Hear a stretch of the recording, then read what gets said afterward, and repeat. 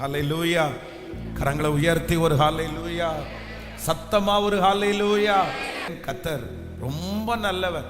ஆமென். நமக்கு இதுவரையிலையும் ஆண்டவர் நமக்கு நல்லவராய் இருந்திருக்கிறார். இனியும் அவர் நமக்கு நல்லவராகவே இருக்க போகிறார். எத்தனை பேர் ஆமோதிக்கிறீர்கள்? அவருடைய வார்த்தைகள் நமக்கு நேராய் கடந்து வந்து கொண்டே இருக்கிறது. ஆண்டவர் நம்மோடு பேசிக்கொண்டே இருக்கிறார். அவருடைய வார்த்தைகளை அவர் ஆம் என்றும் ஆமேன் என்றும் அப்படியே கர்த்தர் நிறைவேற்ற போகிறார். அவருடைய சத்தம் வல்லமை உள்ளது. அவருடைய சத்தம் பராக்கிரமம் செய்யும். அவருடைய சத்தம் வெறுமையை திரும்பி வரவே வராது. அவர் காதேஸ் வனாந்தரத்திலே தம்முடைய சத்தத்தை ஆண்டவர் முழங்க பண்ணுகிறார். அதனால ஒரு பெரிய நோக்கத்தை, ஒரு பெரிய திட்டத்தை ஆண்டவர் நமக்காக வைத்து, ஆண்டவர் நம்மளை ஜெபிக்க வைத்து, அவருடைய வார்த்தைகளை ஆண்டவர் விசுவாசிக்க வைத்து, அதற்கு நேராக ஆண்டவர் நம்முடைய கரத்தை பிடிச்சு கர்த்தர் கொண்டு போய் கொண்டே இருக்கிறார். காற்றையும் காண மாட்டோம், மழையையும் பார்க்க மாட்டோம், ஆனாலும் நம்முடைய பள்ளத்தாக்குகள் தண்ணீரால் நிரப்பப்பட போகிறது. ஒரு பெரிய வித்தியாசத்தை ஆண்டவர் நமக்கு தரப்போகிறார். ஒரு பெரிய மாற்றத்தை நம்ம வெகு சீக்கிரத்திலே நம்ம பார்க்க போகிறோம். ஹல்லேலூயா. ஒரு தேவனுடைய பிள்ளை இல்லைன்னா ஒரு தலைவனாய் தலைவியாக மாற்றப்பட போற ஒரு தேவனுடைய பிள்ளைக்கு ரொம்ப அவசியமான ஒன்று என்ன அப்படின்னா, இந்த மனசு அப்படின்றது ரொம்ப அவசியமான ஒன்று. அப்போ இந்த மனசை நம்ம நல்லா வச்சுக்கல, இந்த மனசுல ஒரு தேவனுடைய பிள்ளை சரியா இல்லை அப்படின்னு சொன்னா கண்டிப்பாக ஒரு வெற்றி உள்ள ஒரு தலைவனாய் தலைவியாக மாற முடியாது.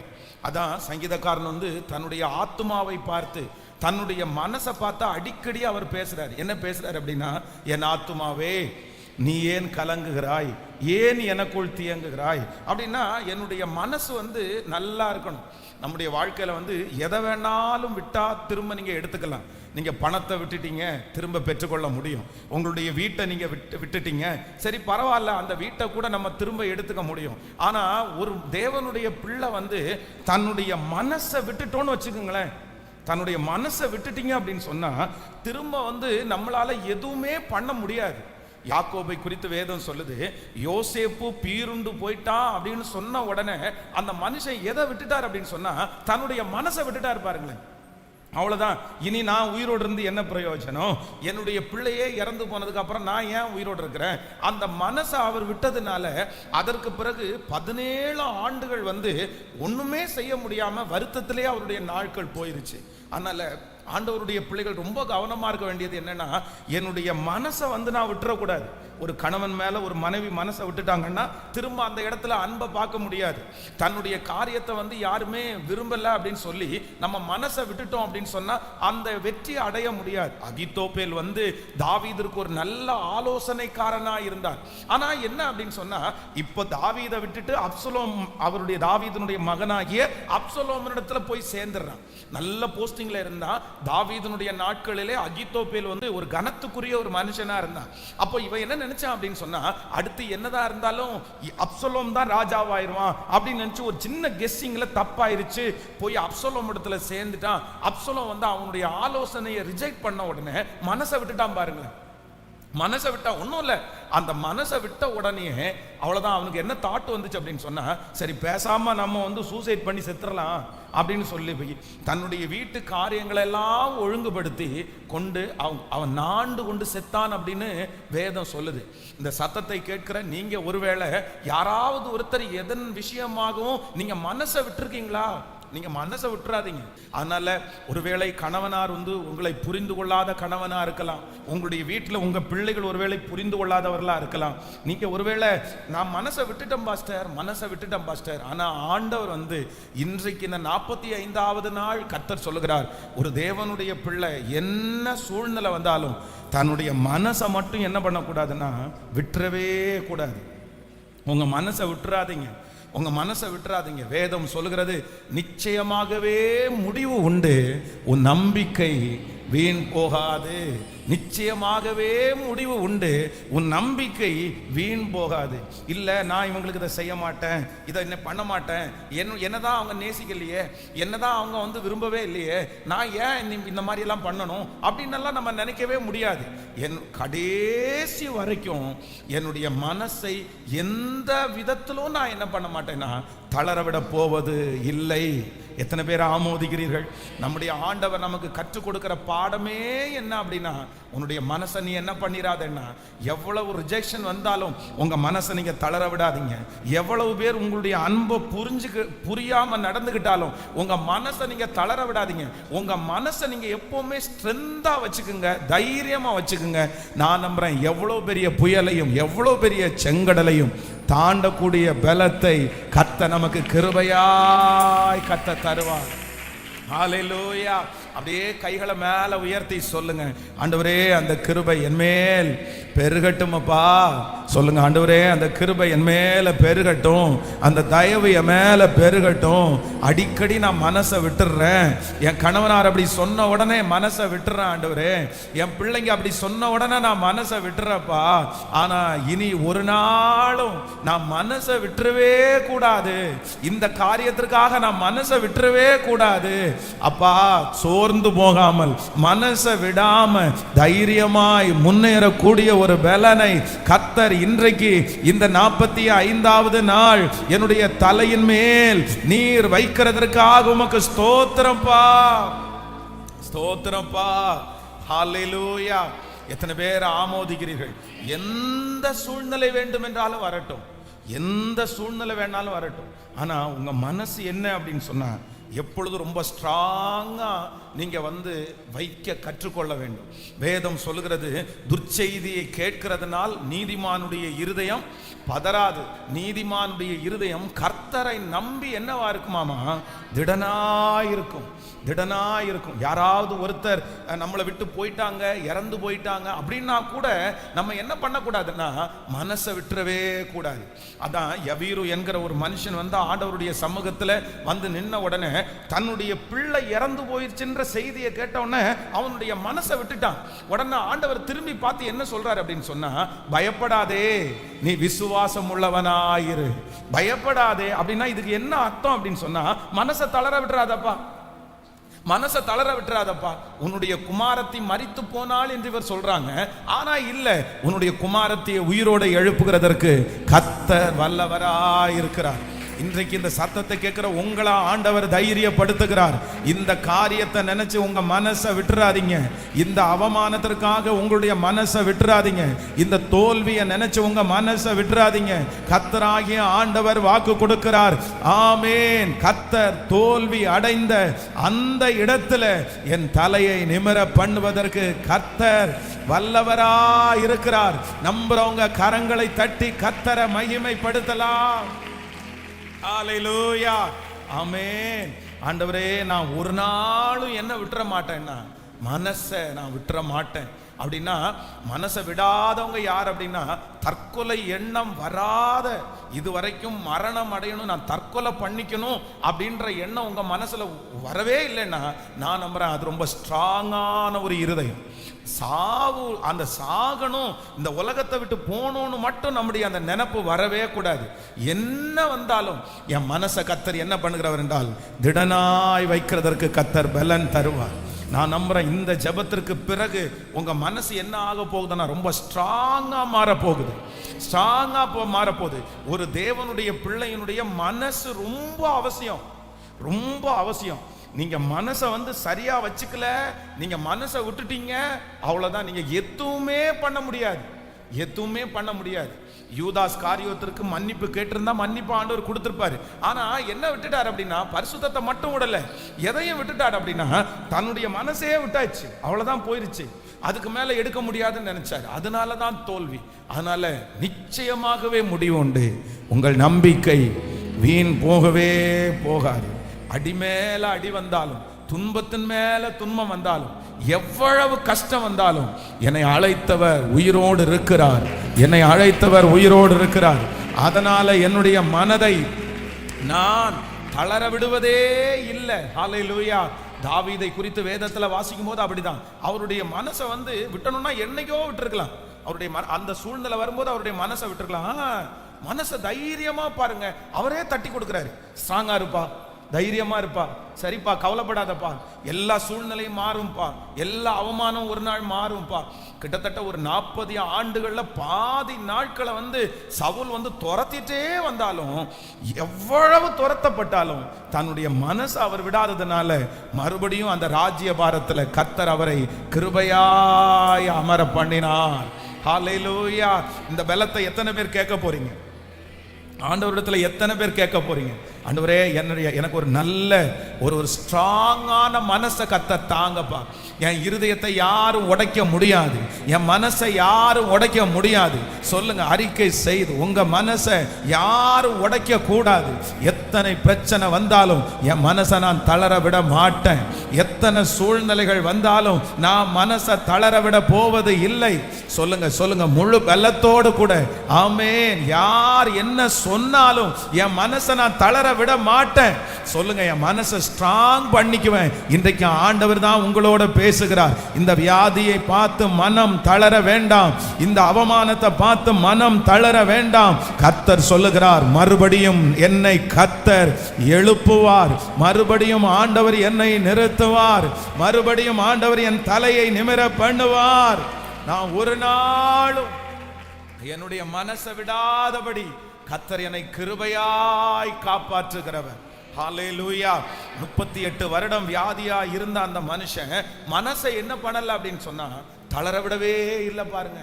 மனசை தளர விடவே இல்லை பாருங்க. அதனாலதான் அந்த மனுஷனால முயற்சி எடுக்க முடிஞ்சிருச்சு. நம்மளா இருந்தா 1 வருஷம் 2 வருஷம் பார்த்தே சோர்ந்து போவோம், 5 வருஷத்துல ரொம்ப சோர்ந்து போயிருவோம், 10 வருஷத்துல அவ்வளவுதான், நம்ம முடிகிற அளவுக்கு சோர்ந்து போயிருவோம். ஆனா அத்தனை வருஷம் ஆனாலும் தன்னுடைய மனசை அவன் எப்படி வச்சிருந்தான்னா, நல்லா வச்சிருந்தான். பரவாயில்ல, ஒரு நாள் கண்டிப்பாக நான் விடுதலை ஆவேன். அதனால ஆண்டவர் இன்னைக்கு சிலரை பார்த்து கர்த்தர் தான் உங்களை பலப்படுத்துறாரு. உன் மனசை நீங்க தைரியமா வச்சுக்கோங்க. கண்டிப்பா ஆண்டவர் உங்களோடு கூட இருக்கிறதை கர்த்தர் நிரூபிப்பார். இந்த சூழ்நிலையை ஆண்டவர் மாற்றுவதற்கு வல்லவர். நீங்க கரங்களை தட்டி கொண்டு இருக்கும் போதே, ஓ ஹல்லேலூயா, அந்த காரியத்தை கர்த்தர் நமக்கு செய்கிறதற்கு வல்லவராயிருக்கிறார். நல்லா அந்த பவர், அந்த மகிமை உங்க மேல ஊற்றப்படட்டும். ஸ்தோத்திரம் ஸ்தோத்திரம் இயேசுவே. ஒரு நல்ல ஸ்ட்ரென்த்தான ஒரு மனசு, எதையும் தாங்கக்கூடிய ஒரு இருதயத்தை கர்த்தர் இப்பொழுது தருவீராகப்பா. ஆமென். ஹல்லேலூயா ஹல்லேலூயா. எதையும் தாங்கும் ஒரு இதயத்தை எனக்கு தாரும். சொல்லுங்க பார்க்கலாம் எல்லாரும். கேட்கல? நல்ல சத்தமா சொல்லுங்க, சத்தமா சொல்லுங்க. ஆமென். ஆண்டவரே, எனக்கு எதையும் தாங்கும் ஒரு இதயத்தை எனக்கு தாரும். ஹல்லேலூயா. எல்லா எதுனாலும் உங்க இருதயத்துல நீங்க என்ன பண்ணணும்? தாங்கணும், தாங்கணும். யோபுனுடைய மனைவியே மனசை விட்டுட்டாங்க. ஏன் அப்படின்னா, எந்த சிஸ்டர்ஸுக்கும் அப்படிதான், தனக்கு ஒன்று வந்தா கூட பொறுத்துக்குவாங்க. அதான் தன்னுடைய கணவனார இவங்க என்ன வேணாலும் திட்டுவாங்க, என்ன வேணாலும் திட்டுவாங்க. கடைசியில் முடியலையா வாடா போடான்னு கூட திட்டுவாங்க. ஆனா இன்னொருத்தர் திட்டுறதுக்கு மட்டும் சொல்லுங்க, என்ன நீங்க விட்டுருவீங்களா? ஆமா, இன்னொருத்தர் திட்டுறதுக்கு மட்டும் விட மாட்டாங்க. அப்போ இந்த யோபுனுடைய மனைவி அவங்களுக்கு இதுவரைக்கும் எல்லாம் நடந்ததை கூட அவங்களுக்கு விட்டுட்டாங்க. ஆனா அவருக்கு வந்துச்சு பாருங்களேன், அவருக்கு வந்துச்சு பாருங்க. நீங்க இவ்வளவு தூரம் ஆண்டவருக்கு உண்மையா இருந்து என்னங்க கிடைச்சிச்சு உங்களுக்கு? அந்த கோபம் தான். என் கணவனார் இருக்கிறதுலயே ஒரு பெண்ணுக்கு ரொம்ப முன்மாதிரி யாருன்னா, அவங்க அப்பாவும் அவங்களுடைய கணவனா இருந்தாங்க. அவங்க அப்பாவுக்கு நிறைய பெண்களுக்கு அவங்க அப்பா ஹீரோ.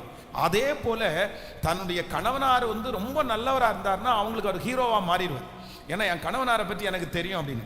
இந்த இடத்துல யோபு உத்தமனும் சன்மார்க்கனும் தேவனுக்கு பயந்து பொல்லாப்புக்கு விலகிறோம். அப்போ எதுலையுமே அவங்க மனசை விடலை.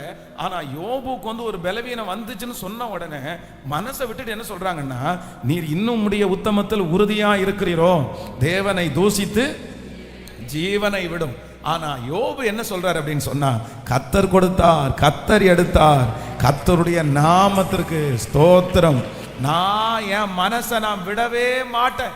எக்காரணம் கொண்டு என் மனசை நான் கற்பாறைய போல ஆக்கி இருக்கிறேன். நான் என்ன ரொம்ப ஸ்ட்ராங் பண்ணிட்டேன். அவ்வளவுதான். நான் போகும் வழியை அவர் அறிவார். அவர் என்னை சோதித்த பிறகு நான் பொன்னாக விளங்குவேன்.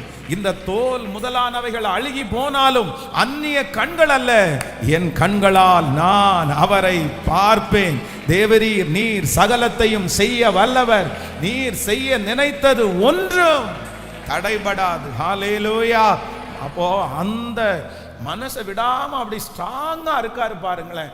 அதனாலதான் அவர் இழந்தது எல்லாவற்றையும் ஆண்டவர் அவருக்கு கிருபையாய் திரும்ப தந்தார். நான் நம்புறேன், உங்க மனசை மட்டும் நீங்க நல்லா வச்சிட்டீங்கன்னா கர்த்தர் நீங்க இழந்தது எல்லாவற்றையும் கர்த்தர் உங்களுக்கு திரும்ப தருவார். ஆமென். ஒரு வியாதின்ற ஒன்ன கேள்விப்பட்டோன்னா மனசை விட்டுறக்கூடாது. யாருக்கும் வராத ஒரு பிரச்சனை வந்த உடனே மனசை விட்டுறக்கூடாது. உங்க குடும்பத்துல என்ன நடந்தாலும் எதை மட்டும் விட்டுறக்கூடாதுன்னா, ஆமென். ரூத்தை குறித்து வேதம் சொல்லுகிறது, தன்னுடைய கணவனார் இளம் வயதுல இறந்து போயாருச்சு. ஆனா இந்த ரூத் என்ன பண்ணல அப்படின்னா, மனசை விடல பாருங்களேன், மனசை விடல பாருங்க. தன்னுடைய மாமியாரோடு கூட அந்த தேசத்திற்கு கடந்து வர்றாங்க. அவங்க உட்கார்ந்து இருக்கும்போது நான் போயிட்டு வரட்டுமா அத்தை அப்படின்னு கேட்டு அந்த தேசத்துல பொறுக்கிறதுக்காக போறாங்க. மனசை விடல, மனசை ஸ்ட்ராங்கா. அவங்களுக்கும் ஒரு வலி இருக்கும்ல, இளம் வயதுல தன்னுடைய கணவனார் இறந்து போனது குறித்து எவ்வளவு மன கஷ்டமா இருக்கும், எவ்வளவு வருத்தமா இருக்கும் நேசிச்ச கணவனார் இறந்து போகும்போது. ஆனா மனசை தளர விடல. பரவாயில்ல, கர்த்தர் என் கூட இருக்கிறார். கர்த்தர் இழந்து போன வாழ்க்கையை திரும்ப தந்தாரான்னு கேட்டா கண்டிப்பா கர்த்தர் இழந்து போன வாழ்க்கையை திரும்ப தந்தார். நீங்க மனசை விட்டுட்டீங்கன்னா உங்க பிள்ளைகளை நீங்க பார்க்கவே முடியாது. நீங்க மனசை விட்டுட்டீங்கன்னா விட்டு போன பொறுப்புகளை நீங்க செய்யவே முடியாது. அதனால நான் நம்புறேன், யார் உங்களை விட்டு போனாலும் உங்க மனசை நீங்க தளர விட வேண்டாம். கர்த்தர் அந்த சூழ்நிலையிலே அவர்கள் இருந்து உங்களை நடத்துகிறதை விட கர்த்தர் ஆச்சரியமாய் நடத்துவார். உங்க பிள்ளைகளை கர்த்தர் ஆச்சரியமாய் நடத்துவார். அந்த பிள்ளைகளுடைய திருமண காரியங்கள் ஆச்சரியமாய் நடக்கும். அந்த காரியங்களை ஆண்டவர் ஆச்சரியமாய் நடத்துவார். உங்க ஓட்டத்துல நீங்க தனிமை இல்ல, உங்க ஓட்டத்துல கர்த்தர் உங்களோடு கூட இருக்கிறார். தனிமையின் பாதையில் அவர் நம்மை சுமக்கிறதற்கு வல்லவராயிருக்கிறார். ஆமென். ஆண்டவர் நம்மிடத்துல நம்முடைய மனசை எந்த விதத்திலையும் தளராமல் இருப்பதற்கு ஆண்டவர் நமக்கு பலன் தருவாராக. ஹல்லேலூயா. ஆமென். எலியா அவ்வளோ பெரிய தேவ மனுஷனாய் இருந்தும் ஒரு ஏசபேல் என்கிற ஒரு லேடி வந்து ஒரு மிரட்டல் கொடுத்த உடனே அவர் எதை விட்டுட்டார் அப்படின்னு சொன்னா, தன்னுடைய மனசை விட்டுட்டார். அவருடைய நம்ம இவ்வளவு தூரம் இருந்தும் இப்படி ஒரு லேடி, அதுவும் வந்து ஒரு ஒழுக்கம் இல்லாத வாழ்க்கையை வாழ்ற ஒரு லேடி நம்மளை வந்து தலையை எடுத்துருவேன் மிரட்டுற அளவுக்கு நம்ம ஆயிட்டோமா அப்படின்னு நினைச்சு மனசை விட்டுட்டாரு பாருங்க. மனசை விட்ட உடனே தரிசனம் அவங்கள விட்டு போயிருச்சு. மனசை விட்ட உடனே ஒளிஞ்சு போக ஆரம்பிச்சாரு. மனசை விட்ட உடனே என்னை எடுத்துக்கொள்ளும் ஆண்டவரேன்னு ஜெபம் பண்ண ஆரம்பிச்சாரு. அதனால எந்த சூழ்நிலை வந்தாலும் உங்க மனசை மட்டும் நீங்க என்ன பண்ணக்கூடாதுன்னா தளர விடவே கூடாது. இல்ல, இது எல்லாத்துலயும் ஆண்டவர் உங்களை நிறுத்தி கர்த்தர் உங்களை உருவாக்கி கர்த்தர் உங்களை தைரியப்படுத்தி கர்த்தர் ஆச்சரியமா நடத்துவார். சிலரை பார்த்த ஆண்டவர் தீர்க்க தரிசனமா கர்த்தர் வாக்கு கொடுக்கிறாரு. இந்த அவமானத்தை ஆண்டவர் தான் உங்களுக்கு நியமிச்சிருக்கிறார். இந்த அவமானமான பாதை இது கர்த்தருடைய அனுமதி இல்லாம வரல, இது கர்த்தருடைய அனுமதியோட தான் வந்திருக்குது. இந்த தனிமையான பாதை உங்களுக்கு ஆண்டவருடைய அனுமதியோட தான் வந்திருக்குது. இந்த சூழ்நிலையை கர்த்தர் தான் உங்களுக்கு அனுமதிச்சாரு. இதுல உங்க மனசை மட்டும் நீங்க தளர விடாதீங்க. நீங்க தைரியமா மட்டும் இருங்க. கர்த்தர் சீக்கிரமாய் அந்த அவமானம் பட்ட இடத்துல என் தலையை நிமிர பண்ணுவதற்கு நம்புறவங்க நல்ல கரங்களை தட்டி முழு பலத்தோடு ஹல்லேலூயா நல்ல கைகளை தட்டி இயேசுவே, மனசை தளர விடக்கூடாது. ஹல்லேலூயா. தான் மேல பொய்யாய் பழி சுமத்தி இந்த மாதிரி வஸ்திரத்தை கையில வச்சுட்டு அந்த கணவனார் வந்த உடனே பாருங்க, எபிரேய மனுஷன் நம்ம கூட இந்த மாதிரி சரசம் பண்ண வந்திருக்கிறான் அப்படின்னா, நம்ம ஊர் பாஷையின்படி வீட்டுல வேலை செய்ய வந்த இந்த மனுஷன் பாருங்க இவ்வளவு அசுத்தமா நடந்திருக்கிறான் அப்படின்னு தன்னுடைய கணவனார் வர வரைக்கும் அந்த வஸ்திரத்தை கையிலேயே வச்சிருந்தாங்களாம். வந்த உடனே போட்டு கொடுத்த உடனே அவனுக்கு வெறி ஆகுது. உன்னை எவ்வளவு நான் நம்பினேன், உன்னை எவ்வளவு நான் இது பண்ண, நீ என்னடானா இந்த வேலை பண்ணிருக்கன்னு யார்கிட்டையுமே கேட்காம டைரக்டா கடுங்காவல் போடுங்கப்பா, அவனை இருட்டறைக்குள்ள போடுங்கப்பா. ஆனா வேதம் சொல்லுது, யோசேப்பு அந்த மாதிரி சூழ்நிலையில கூட என்ன பண்ணலைன்னா மனசை விடவே இல்லை. தன்னுடைய சகோதரர்கள் குழியில தூக்கி போடும்போது மனசை விடல, வித்து போடும்போது மனசை விடல, பௌத்திபாருடைய வீட்டுல இருக்கும்போது மனசை விடல, சிறைச்சாலைக்கு வரும்போது மனசை விடல. அதனாலதான் எகிப்திற்கே கர்த்தர் அவனை அதிபதியாய் மாற்றினார். அப்போ ஆண்டவருடைய பிள்ளைகளா இருக்கிற நீங்களும் நானும் எப்படி மனசை விடலாம்? எப்படி மனசை விடலாம்? யாராவது ஒண்ணு சொன்னான்றதுக்காக உடனே மனசை விட்டுட்டு போய் அப்படியே விட்டுட்டு சோர்ந்து போலாமா? இருக்கவே கூடாது. நான் ஒண்ணு நீங்க நினைச்சுக்கங்க, யார் உங்களை சொன்னாலும் வருத்தப்படாதீங்க, ஏசப்பாவை தவிர. ஆண்டவர் உங்களை பார்த்து ஏதாவது சொன்னாரா? ஆண்டவர் உங்களை பார்த்து ஏதாவது சொன்னாரா? நீ உருப்பட மாட்டேன்னு ஆண்டவர் சொன்னாரா? இல்ல நீ இப்படிதான் ஆவேன்னு கர்த்தர் சொன்னாரா? ஆண்டவர் என்ன சொன்னார் நம்மளை பார்த்து? ஆமேன். இளைய குமாரனை பார்த்து அவனுடைய மூத்த சகோதரன் வந்து சொல்றாரு. என்ன சொல்றாரு அப்படின்னு சொன்னா, மூத்த சகோதரன் சொல்றார், வேசிகளிடத்துல ஆஸ்தியை அழித்து போட்டவர். ஆனா அந்த இளையகுமாரனுடைய தகப்பனார் என்ன சொல்றாரு அப்படின்னு சொன்னா, அதெல்லாம் சொல்லல. என் மகன் இவன் மரித்தான், இன்றைக்கு உயிரோடு எழுந்திருக்கிறான். ஆனால இந்த ஊரே உங்களை பார்த்து என்ன சொன்னாலும், அப்பா உங்களை பார்த்து கண்டிப்பா உங்களை பார்த்து தப்பான வார்த்தையை ஆண்டவர் சொல்ல மாட்டார். ஆமேன். ஒரு லேடியை கொண்டு வந்து நிறுத்தி அத்தனை பேரும் கல்லை தூக்கிட்டு வச்சு நின்று இருக்காங்க. என்ன நிக்கிறாங்க, என்ன சொல்றாங்க அப்படின்னா, இவளை கையும் களவுமா கண்டுபிடிச்சோம் அப்படின்னு சொல்லி வந்து நிக்கிறாங்க. ஆனா எல்லாரும் அந்தந்த வார்த்தையை கேட்டு திட்டுறாங்க, என்னென்னமோ சொல்றாங்க. ஆனா ஆண்டவர் வந்து அவங்கள பார்த்து என்ன சொன்னார் அப்படின்னு சொன்னா, யாருமே உன் மேல வந்து கல்லறியலையா, சரி நீ போ, இனி பாவம் செய்யாது. ஆமே. அதனால ஊர்ல இருக்கிற யார் என்ன சொன்னாலும் அதுக்காக நீங்க மனசை விட்டுறாதீங்க, மனசை விட்டுறாதீங்க. நீ அந்த மாதிரி, நீ இந்த மாதிரி மோசம், இந்த மாதிரி பொண்ணு, இந்த மாதிரி பையன், நீ வந்ததுனால தான் இப்படி ஆயிருச்சு, கணவனாரே அப்படி சொன்னா கூட வருத்தப்படாதீங்க. ஏன் அப்படின்னா, நான் ஆராதிக்கிற தேவன் என்னை பார்த்து ஒரு நாளும் கண்டிப்பா நெகட்டிவா அவர் சொல்லவே மாட்டாரு. என்னுடைய வழிகள் அவருக்கு பிரியமா இருக்குமானால் கண்டிப்பா என்னை பற்றி ஒரு நாளும் தவறாய் அவர் சொல்லுகிற தேவன் அல்ல. ஹல்லேலூயா. ஆமென். என்னுடைய மனசை ஸ்ட்ராங் பண்ணுகிற ஒரு கர்த்தரை தான் நான் ஆராதிக்கிறேன். நீங்க தலைவனாக போறீங்க, கர்த்தர் உங்க தலை மேல ஒரு தலைவியினுடைய அபிஷேகத்தை கர்த்தர் வச்சிருக்கிறார். நம்மள நிறைய பேரை கர்த்தர் லீடராய் மாற்ற போகிறார். வருகிற நாட்களில் ஆண்டவருடைய வருகை தாமதிக்கும்னா நம்ம நினைக்காத ஒரு எட்டாத உயரத்தை கர்த்தர் நமக்கு வச்சிருக்கிறார். யாருமே நம்ம ஃபேமிலியில நிறைய பேர் அடைய முடியாத ஒரு உன்னதமான இடத்தை கர்த்தர் நமக்கு வச்சிருக்கிறார், மகிமையான இடத்தை வச்சிருக்கிறார். அதனால ஆண்டவருடைய பிள்ளைகள் மனசை ரொம்ப ஸ்ட்ராங்கா, ஹல்லேலூயா, திரும்ப திரும்ப திரும்ப யோசிக்காதீங்க, நிறைய போட்டு குழப்பாதீங்க உங்களையே. பிசாசனுடைய பெரிய தந்திரமே என்ன அப்படின்னு சொன்னா, உங்க பிரச்சனையை குறித்து ரொம்ப யோசிக்க வைக்கிறவன் யாரு சொல்லுங்க? பக்கத்துல கையை பிடிச்சு சொல்லுங்க. உங்க பிரச்சனையை முன்னாடி கொண்டு வந்து எப்பவும் யோசிக்க பண்ணுகிறவன் பிசாசு. ஆமென். மலையை பற்றி பேச வைக்கிறவன் யாரு? பிசாசு. ஆனா மலையை பார்த்து பேச சொல்லுகிறவர் யாரு? சத்தமா சொல்லுங்க. பிசாசு மலையை பற்றி யோசிக்க சொல்லும் போது கர்த்தர் மலையை பார்த்து யோசிப்பார். அது ஒண்ணும் பண்ணாது. அதனால நீங்க ரொம்ப குழப்பிக்காதீங்க, ரொம்ப யோசிச்சுட்டே இருக்காதீங்க. சிலர் அப்படிதான், ஏதாவது நடந்துருச்சு இனி என்ன பண்ணலாம், நடந்துருச்சு, அவமானப்படுத்தியாச்சு இனி என்ன பண்ணலாம், சரி விட்டுட்டு போயிட்டாங்க இனி என்ன பண்ணலாம், தோல்வியை சந்திச்சிட்டோம் இனி என்ன பண்ணலாம், சரி பாடிட்டாங்க இனி என்ன பண்றது, சவுல் கொன்றது 1000, தாவீது கொன்றது 10,000 என்ன பண்ணிட்டாங்க, பாடிட்டாங்க, இனி என்ன பண்ண முடியும், அழிக்க முடியுமா சொல்லுங்க? ஒண்ணுமே பண்ண முடியாது. என்ன பண்ணிருக்கணும் அப்படின்னா, சவுல் என்ன பண்ணிருக்கணும்னா, சரியப்பா நீங்க இப்ப வந்து சவுல் கொன்றது 1000, தாவீது கொன்றதுன்னு 10,000 பாடுனீங்க, இன்னும் ஒரு 10 வருஷத்துல நான் உங்களுக்கு ஒரு நல்ல ராஜா வாய் காமிச்சு நீங்க இதே வாய் என்ன பார்த்து சவுல் கொன்றது 10,000 அப்படின்னு பாடுற மாதிரி ஒரு நாள் வரும்பா அப்படின்னு நினைச்சிருந்தாருன்னா பிரச்சனை முடிஞ்சிருக்கும்.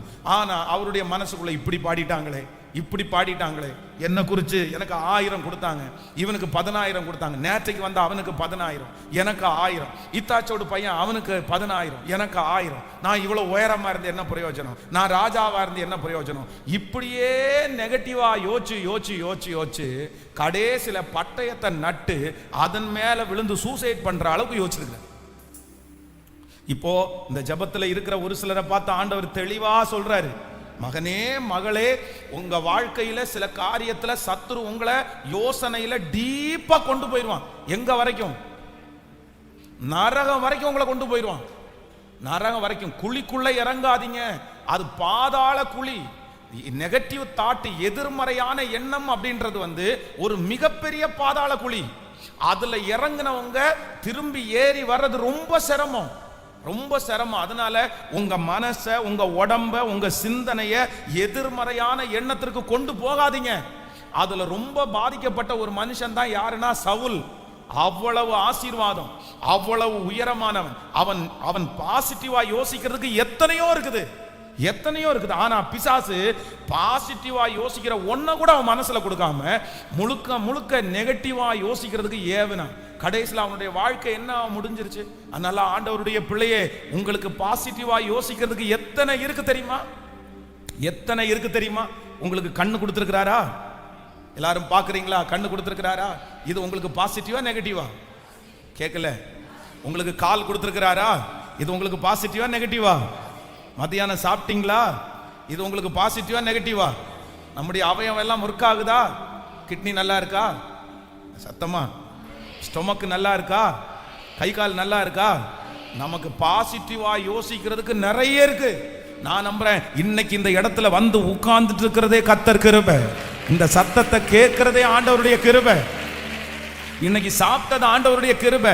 இன்னைக்கு நடந்தது ஆண்டவருடைய கிருபை. இன்னைக்கு காலையிலிருந்து இந்த நாள் சாயந்தரம் வரைக்கும் முடிஞ்சதே ஆண்டவருடைய பெரிய கிருபை. வேலைக்கு போனது ஆண்டவருடைய கிருபை, சம்பாதிச்சது ஆண்டவருடைய கிருபை, சாப்பிட்டது ஆண்டவருடைய கிருபை, சிரிச்சது ஆண்டவருடைய கிருபை, உதவி செய்தது ஆண்டவருடைய கிருபை. இப்படி 10,000கணக்கான நன்மைகள் நமக்கு யோசிக்கிறதுக்கு இருக்குது. இருக்கா இல்லையா?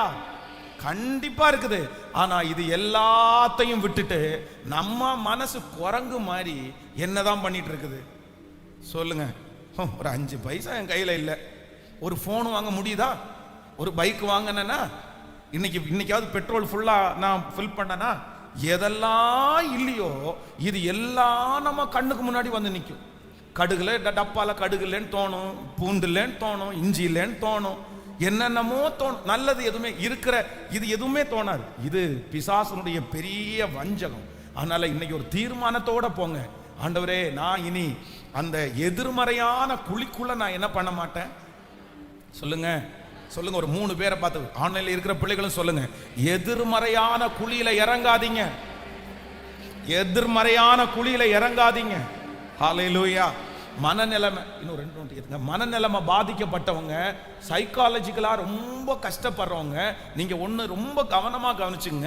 உங்க மனசு முழுக்க முழுக்க என்ன சொல்லும் அப்படின்னு சொன்னா, நீ வெளியே வர முடியாது, நீ தூங்க முடியாது, நீ இந்த உலகத்துல நேர்த்தியா வாழ முடியாது, உன் வாழ்க்கை முடிஞ்சிருச்சுன்னு உங்களை பற்றி உங்களுக்குள்ளேயே பேச்சு நடக்கும். ஆனா நீங்க அதை ஜெயிக்கணும்னா என்ன பண்ணணும்னா, இல்ல, என்னை ஜெயிக்க பண்ணுகிற கர்த்தர் எனக்குள்ளே இருக்கிறார், என்னை நிறுத்துகிற ஆண்டவர் எனக்குள்ளே இருக்கிறார். நீங்க அப்படி அப்படி அப்படி நீங்க பாசிட்டிவா. ஏன் அப்படின்னா, நாம் ஆராதிக்கிற தேவன் விசுவாசத்தை துவக்கிறவரும் முடிக்கிறவருமா இருக்கிற தேவன். ஹல்லேலூயா. உண்மையிலே அது ரொம்ப கொடுமையான வாழ்க்கை ஆண்டவருடைய பிள்ளைகளே. நான் சொல்றேனே, அந்த எதிர்மறையான எண்ணத்தினுடைய பாதாளத்துக்குள்ள இறங்கினவன் நான். எதிர்மறையான எண்ணத்தினுடைய பாதாளத்துல இறங்கினவன் நான். அந்த பள்ளத்துக்குள்ள இருந்து என்னால வெளியே வரவே முடியல. அப்படின்னா சிரிக்க முடியாது, சிரிச்சு பேச முடியாது. டிவியில எந்த நிகழ்ச்சி பார்த்தாலும் நான் ஃபர்ஸ்ட் இந்த பேச்சுலரா இருக்கும்போது பாத்தீங்கன்னா டிவி பார்க்க மாட்டேன். ஆனா இந்த டாம் அண்ட் ஜெர்ரி பார்ப்பேன். இந்த டாம் அண்ட் ஜெர்ரி எனக்கு ரொம்ப பிடிக்கும். பார்த்து பார்த்து சிரிப்பேன், ரொம்ப சிரிப்பேன். எனக்கு அந்த என்னமோ தெரியல, அந்த டாம் அண்ட் ஜெர்ரி பார்த்தா அப்படி சிரிப்பு வரும். ஆனா இந்த மன அழுத்தம் வந்ததுக்கு அப்புறம் பாத்தீங்கன்னா டாம் அண்ட் ஜெர்ரி பார்த்தா சிரிப்பு வராது. எதை பார்த்தாலும் சிரிப்பு வராது. சோறு தின்னலான்னு தோணாது, தலை சீவலான்னு தோணாது, நல்ல ட்ரெஸ் உடுத்தலான்னு தோணாது, வெளியே போலான்னு தோணாது, எங்கேயாவது போய் ஒரு இடத்துல உட்காந்து அப்படியே யோசிச்சுட்டே இருக்கலான்னு தோணும். யோசனை போயிட்டே இருக்கும். எந்திரிக்கலான்னு சொன்னா கூட எந்திரிக்க முடியாது. எதுலையுமே இன்ட்ரெஸ்ட் இருக்க கூடாது. அப்போ நானா ஆண்டவர் ஒரு இல்ல, நீ வெளியே வரணும்னு சொல்லி நானா அப்புறம் பாசிட்டிவா யோசிக்க ஆரம்பிச்சேன். இல்ல, ஆண்டவர் உன்னை நல்லா தான் வச்சிருக்கிறாரு, உன்னை எழுப்புவாரு, நீ எழும்பணும் அப்படின்னு சொன்னா அந்த 2-3 நிமிஷம் நல்லா இருக்கும். திரும்பவும் பாத்தீங்கன்னா அதே மாதிரி நெகட்டிவ் வரும். ஐயோ, படாத பாடுபட்டாச்சு. ஆனாலும் ஆண்டவருடைய கிருபையினால அப்படியே எழும்பி எழும்பி எழும்பி பாசிட்டிவா யோசிச்சு யோசிச்சு யோசிச்சு திரும்ப பாத்தீங்கன்னா அதுல இருந்து கர்த்தர் பரிபூரணமான விடுதலை. கர்த்தர். அதனால இன்னைக்கு நான் விடுதலை பெற்றவனாய் கர்த்தர் உங்களுக்கு முன்னாடி நிறுத்தி இருக்கிறார். சாட்சியா ஆண்டவர் நிறுத்தி இருக்கிறார். இப்பொழுது நெகட்டிவாக இறங்கின அந்த குழியிலிருந்து இன்னைக்கு நீங்க வெளியே வரணும். இன்றையிலிருந்து நீங்க வெளியே வரணும். இனி எதிர்மறையான குழியில நீங்க விழக்கூடாது. நீங்க எதிர்மறையான குழியில விழக்கூடாது. இன்னையோட ஸ்டாப், இன்னையோட முற்றுப்புள்ளி, இன்னையோட முற்றுப்புள்ளி. இயேசுவின் நாமத்தினால அந்த சிந்தைகளை நான் கட்டி ஜெபிக்கிறேன். எதிர்மறையான எண்ண அலைகளை கொண்டு வருகிற அந்த சிந்தனைகளை இயேசுவின் நாமத்தினால இப்ப நான் சிறை பிடிக்கிறேன். எதிர்காலத்தை குறித்து யோசித்து பயத்தை யோசிக்கிற சிந்தைகளை இப்ப இயேசுவின் நாமத்தினால நான் சிறை பிடிக்கிறேன். ஜீசஸ், மகிமை மகிமை மகிமை. இப்போ பிள்ளைகளை குறிச்சு, சரீரத்தை குறிச்சு, எதிர்காலத்தை குறிச்சு, ஆமென், நெகட்டிவா எதிர்மறையாய் பேச, எதிர்மறையாய் யோசிக்கிற அந்த சிந்தனைகள் இப்பொழுது சிறைபிடிக்கப்படுவதாக. ஹalleluya. இனி எக்காரணம் கொண்டு அது வந்த உடனே நீங்க அந்த மாதிரி எதிர்மறையான எண்ணம் வந்த உடனே நீங்க என்ன பண்ணணும்? உடனே சுதாகரிச்சிடணும். இயேசுவின் நாமத்தினால அப்பாலே போ சாத்தானே. இந்த மாதிரி எண்ணத்தை கொடுக்கிறது யாருதான்? இயேசுவா கொடுப்பாரு. ஆண்டவர் உங்களை துளில தூக்கி போட மாட்டார். கர்த்தர் மேல உயர்த்துகிறவர், உயர்த்துகிறவர், நம்முடைய சிந்தனைகளை பலப்படுத்துகிற கர்த்தர். அதனால எனக்கு தெரியும் நீங்கள் வெளியே வர முடியும். கர்த்தர் உங்களை வெளியே கொண்டு வருவதற்கு கர்த்தர் வல்லவரா இருக்கிறார். ஆமென். எனக்கு தைரியம் சொல்லுகிறவர், எனக்கு முன்னே கர்த்தர் கடந்து போகிறார். ஹalleluya. ஆமென். கர்த்தர் பெரியவர். அவரால் கூடாதது ஒன்றுமே இல்லை. ஆமென். அவரை நம்புகிறவர்கள் ஒரு நாளும் வெட்கப்பட்டு போனதே இல்லை. ஆமென். நான் அல்ல இயேசுவே என்னில் வாழ்கின்றார். இனி நான் அல்ல இயேசுவே என்னில் வாழ்கின்றார். நான் அல்ல இயேசுவே என்னில் வாழ்கின்றார். இனி நான் அல்ல இயேசுவே என்னில் வாழ்கின்றார்.